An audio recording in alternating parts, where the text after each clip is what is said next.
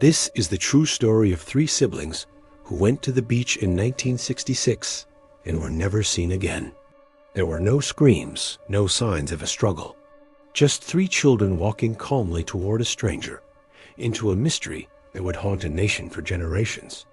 The day was January 26, 1966.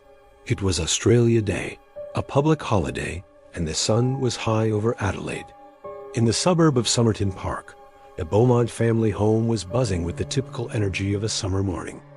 9-year-old Jane, her 7-year-old sister Arnna, and their little brother, 4-year-old Grant, were getting ready for an adventure. Their plan was simple: a 5-minute bus ride to the nearby Glenelg Beach. It was a trip they had made before, a small taste of independence that was common for children of that era. Around 10 in the morning, with a little bit of pocket money for bus fare and a snack, they waved goodbye to their mother, Nancy. They were expected home by early afternoon, but the bus that was supposed to bring them back arrived empty. The hours ticked by, and they never returned. At the beach, the scene was idyllic. The sand was crowded with families enjoying the holiday. Multiple witnesses later recalled seeing the Beaumont children. They were described as happy, relaxed, playing together near the water just like any other kids. But they weren't alone for long. Several people noticed them in the company of a man. He was tall, thin, with sun-bleached blonde hair, likely in his late 20s or early 30s. He was well-dressed in swimming trunks and appeared clean-cut and athletic. Crucially, the witnesses all agreed on one unsettling detail. The children seemed completely at ease with him. They were laughing and playing. He was seen helping the younger children with their clothes, and at one point was even seen buying them snacks. This wasn't a frightening figure lurking in the shadows. This was a man who had somehow gained their trust, right out in the open, surrounded by hundreds of people. One of the most telling clues came from Jane, the eldest. She was seen holding a £1 note. This was significant. Her parents knew she had left home with only a few shillings, nowhere near that amount. It suggested the man had given them money, perhaps to buy treats. The children's trust in him seemed absolute. Around noon, this theory gained more weight. A shopkeeper at a local bakery remembered the children coming in. They bought some pastries and a meat pie, a popular Australian snack. And standing right there with them was the same tall, blonde man. They paid for the food with the £1 note Jane had been seen with earlier. Then came the last confirmed sighting, the final frame in a picture that would soon go dark. A local postman, a man who knew the Beaumont children by sight, saw them around 3 in the afternoon. They were walking along a street, away from the beach. With them was a man fitting the same profile. The postman later told police that the children were walking calmly, holding hands. They weren't crying or being dragged. They seemed happy, almost skipping. It looked like a father taking his kids home after a day of fun. They walked past him, turned a corner, and vanished. That was it. The last time anyone could say with certainty that they saw Jane, Arnna, and Grant Beaumont alive.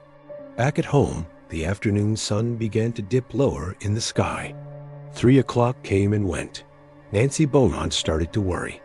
It wasn't like her children, especially responsible Jane, to be this late. As dusk settled over Adelaide, her worry turned to panic.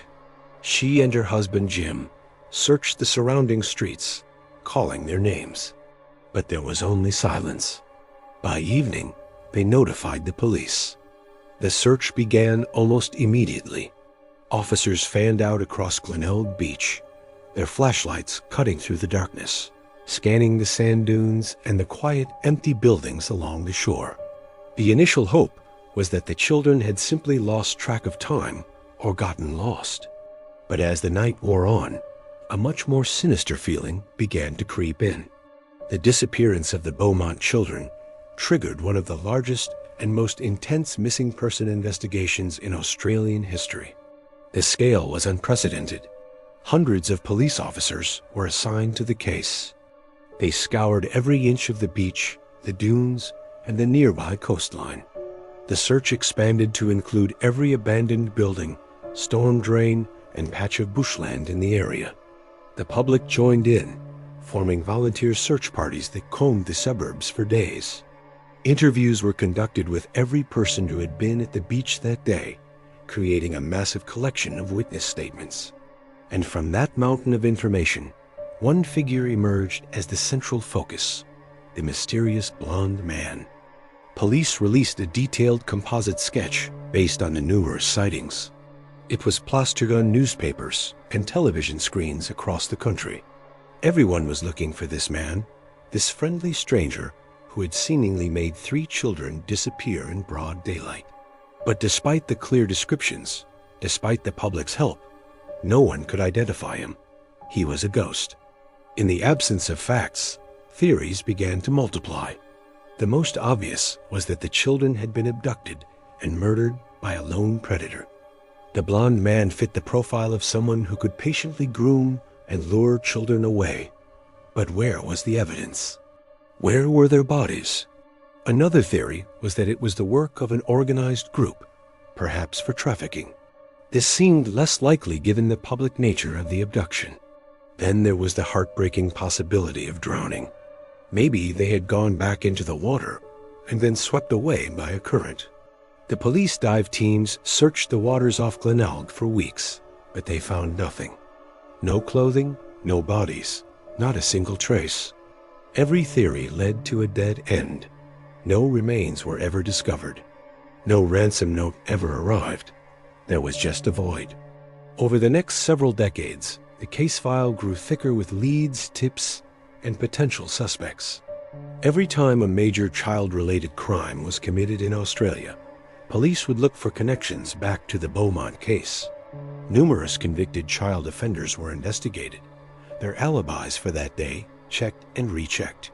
A local factory owner became a person of interest years later, leading police to excavate the grounds of his former property. They dug for days, but found nothing. Anonymous letters and phone calls would come in, sometimes from psychics, sometimes from people claiming to have inside knowledge. One such tip led to a major excavation under a concrete slab at a factory in 2018, based on a claim that the children were buried there. The world watched, holding its breath, but again, nothing was found. Each new lead brought a flicker of hope, only to be extinguished, leaving the family and the public back in the darkness of the unknown. The impact of the Beaumont children's disappearance stretched far beyond their family.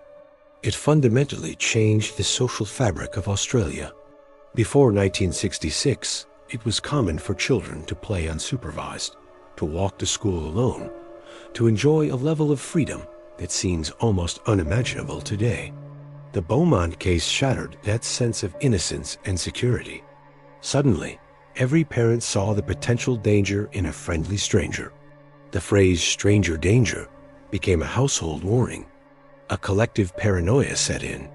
Parents across the country held their children tighter. The days of letting kids roam free were over. The case marked a profound turning point in the national consciousness, forever changing how Australia viewed child safety and the inherent trust of its communities. And so, we are left with the core mystery, a set of questions that have echoed for more than half a century. Who was the tall, blond man at the beach? How did he so effortlessly win the trust of 3 cautious children in the middle of a crowd? Where did he take them after they calmly walked away from the beach? The case is haunting, not just because of what happened, but because of what didn't happen. There was no evidence of violence, no ransom demand, no verified sightings after that final peaceful walk down the street. It was as if they simply stepped out of reality. Today, the case of the Beaumont children remains officially unsolved. There have been no arrests. No confirmed remains have ever been found. There is no definitive suspect. Jane would be in her late 60s now. Arnna would be in her mid-60s, and Grant would be nearing 60 himself. For their parents, who have since passed away, it was a lifetime of unresolved grief, of not knowing. For Australia, It remains one of its most chilling and enduring cold cases.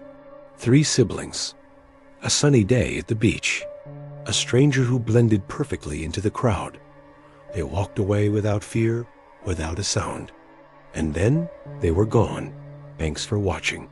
If you found this story as compelling as we did, please like this video and subscribe for more deep dives into history's most fascinating mysteries.